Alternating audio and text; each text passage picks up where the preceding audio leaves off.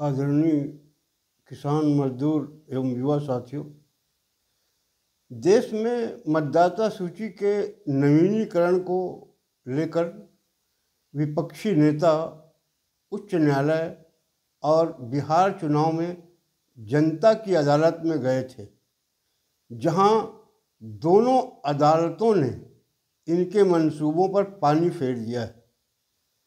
उसके बाद भी कांग्रेस की विदेशी महिला का पुत्र अपनी नेतृत्व क्षमता में कमी नहीं देख पा रहा है, जबकि देश प्रदेश में अधिकांश कांग्रेस के नेता मान रहे हैं कि अनुभवहीनता के कारण पार्टी का दिनों दिन पराजय होते जा रहा है। मतदाता सूची में नवीनीकरण और कांग्रेस के नेता के वोट चोरी के मुद्दे में उसकी मां अब न्यायालय का चक्कर लगाएगी, क्योंकि उसकी मां 1967 में भारत आई थी शादी करके।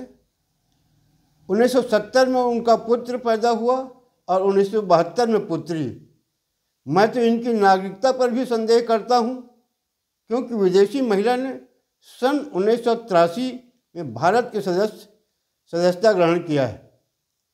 इसलिए बंटी बबली को भारतीय हम किस आधार से माने। मैं उस सज्जन को बधाई देता हूं जिसने दिल्ली के राउत एवेन्यू कोर्ट में विदेशी महिला के नागरिकता ग्रहण करने के पूर्व चोरी से मतदान करने का मामला दिल्ली के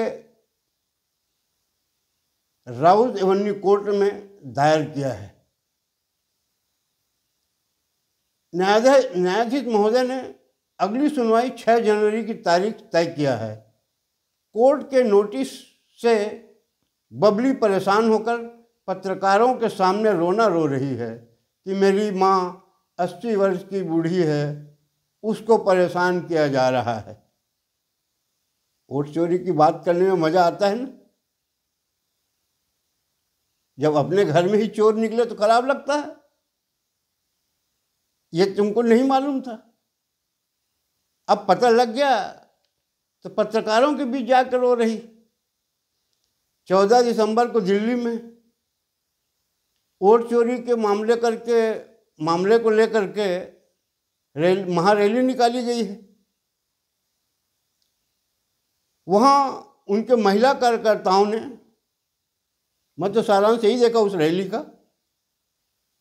कि अब वो जान चुके हैं कि हमारे देश के प्रधानमंत्री नरेंद्र मोदी जी को हरा पाना या आगामी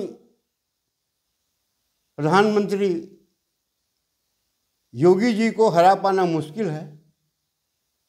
तो उन्होंने नारा दिया है, मर जा मोदी। देखो कितने बेशरम हैं। मर जा मोदी ऐसा नारा दिया जाता है। सम्मानजनक अगर विरोध करोगे, सम्मानजनक तुम्हारा भी होगा। और मैं इन आतंकवादी समर्थक कांग्रेसियों को बताना चाहता हूं कि मोदी जी असली सनातनी हैं। उनका कब्र नहीं खुद सकता। वो मरे या मैं मरूं, कोई भी हिंदू सनातनी मरता है तो उसको जलाया जाता है। कब्र तो उनकी खुदती है जो आतंकवादियों का समर्थन करते हैं, रोहिंग्याओं का समर्थन करते हैं। उनकी कब्र खुदेगी। वो कब्र जब खुदे, राजनीतिक कब्र तो जनता खोद ही रही है और दफनाते चले जा रही है राज्यवार।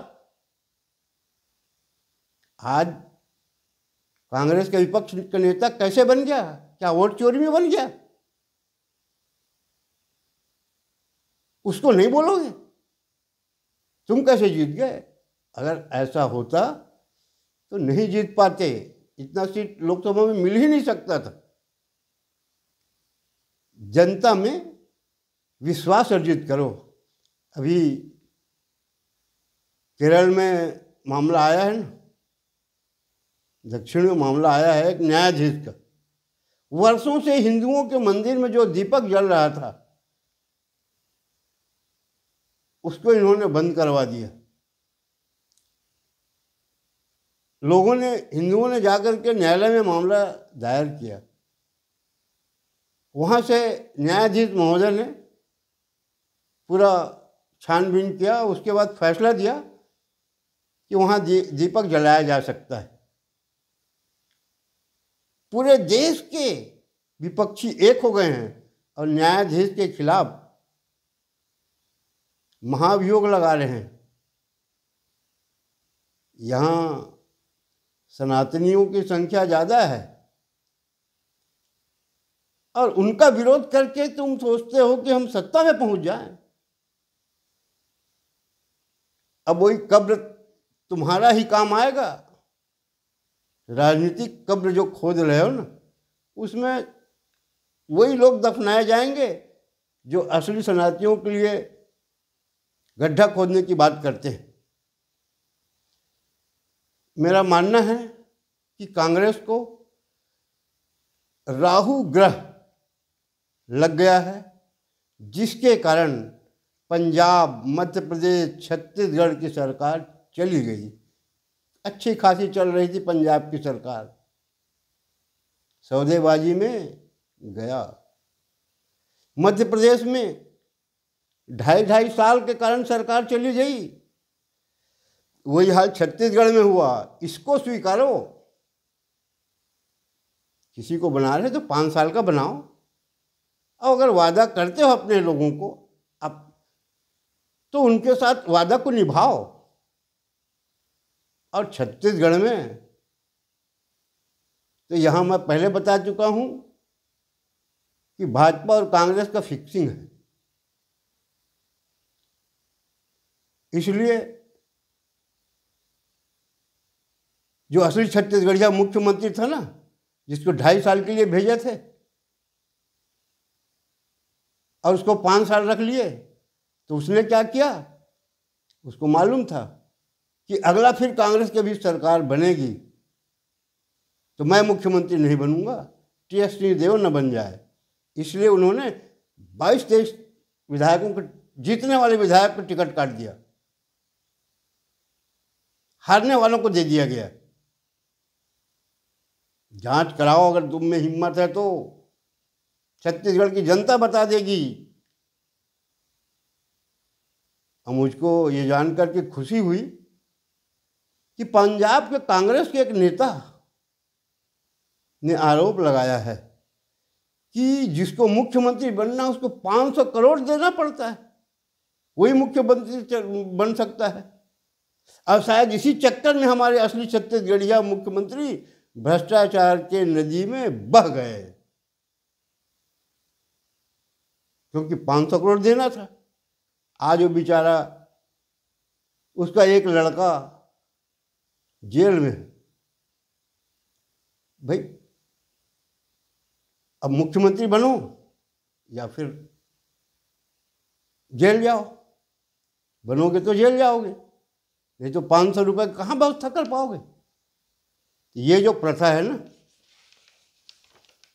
कांग्रेस का, ये उसके लिए खुद घातक है। सत्यता को स्वीकारना बहुत जरूरी है। और ये यहाँ हिंदू बहुसंख्यक हैं, और हिंदुओं को जब तक तुम्हारे पूर्वज साथ लेके चले तब तक सत्ता में रहे। और मुझको याद है कि राजीव गांधी के बाद से हिंदू नेताओं को किनारे किया गया धीरे धीरे, तब से कांग्रेस दूर हो गई। जो बची खुची थी उसको मोदी जी ने पूरा कर दिया 14 में आके। वोट चोरी की बात करते हो, मैं याद दिलाता हूँ 2014 में तो कांग्रेस का राज था ना। क्या मनमोहन सिंह भाजपा से मिल गए थे? उसके पहले तुम्हारी सरकार ईवीएम से ही बनती थी ना। तुम्हारी सरकार थी तो भाजपा कैसे जीती? इसलिए जीती ना कि भाजपा जनता के बीच जाकर के विश्वास जीतने का प्रयास उस समय भी किया और आज भी मोदी जी कर रहे हैं। हालांकि उनके आस्तीन के सांप लगे हुए हैं कि मोदी जी सक्सेस मत हो, चाहे वो विधायक हो चाहे मंत्री हो। मुझको बोलने में कोई कुरेज नहीं है, मैं जान रहा हूँ, वो सब नोट कमाने में लगे हुए हैं। यही कारण है कि हमारे छत्तीसगढ़ में भाजपा की सरकार 2 साल में नकारा हो गई। हालांकि मुख्यमंत्री सीधे सरल हैं, आज गांव जनता जान चुकी है कि भाजपा की स्थिति किसने खराब किया और क्यों किया, सिर्फ लूट खसोट के लिए। तो कांग्रेस को सुझाव मैं देता हूं कि वो अगर अपना चुनाव में विधायक और सांसदों की संख्या बढ़ाना चाहती है या सत्ता में आने का प्रयास करना चाहती है, तो उसको आतंकवादी और रोहिंग्या लोगों का सहारा नहीं लेना चाहिए, विदेशी ताकतों से नहीं मिलना चाहिए उसके नेता को। और जब तक ये मिलेंगे, जब तक उनका फेवर करेंगे, कांग्रेस और दिनों दिन गड्ढे में जाएगी और तीसरी शक्ति आएगी देर सवेर। मेरे को ऐसा लग रहा है कांग्रेस में निश्चित रूप से उबाल चल रहा है। अब एक नया पार्टी देर सवेर खड़ा होगा ऐसा लग रहा है। अंत में मैं अपने छत्तीसगढ़ के सीधे सरल मुख्यमंत्री आदरणीय विष्णुदेव साय जी को बहुत बहुत बधाई देता हूं कि उन्होंने किसान के टोकन के लिए 24 घंटा काटने का अवसर दिया है। उसके लिए बहुत बधाई देता हूं और सुझाव देता हूं कि अगले वर्ष दिसंबर माह के प्रथम सप्ताह से टोकन और धान खरीदी प्रतिदिन 1100 से 1500 क्विंटल रखें, जिससे कृषक परेशान न हो। साथ ही यह भी अनुरोध करता हूं कि विकास कार्य के नाम से जो पैसा देश प्रदेश में खर्चा किया जा रहा है उस पर विशेष निगरानी रखिए, उसको भी समर्पण करवाना की व्यवस्था कराइए मुख्यमंत्री जी। जैसे अभी अंदरूनी मैंने सुना हूँ कि किसानों को बाध्य करो कि समर्पण करें। ये भ्रष्टाचारियों को कब आप ठीक करोगे? मैं निवेदन करता हूँ मुख्यमंत्री जी, आपके ऊपर बहुत बदनामी आ रही है, इन भ्रष्टाचारियों पर नकेल कसने की शीघ्र व्यवस्था करें। इतना कह के अपने वाणी विराम देता हूँ। धन्यवाद। जय हिंद।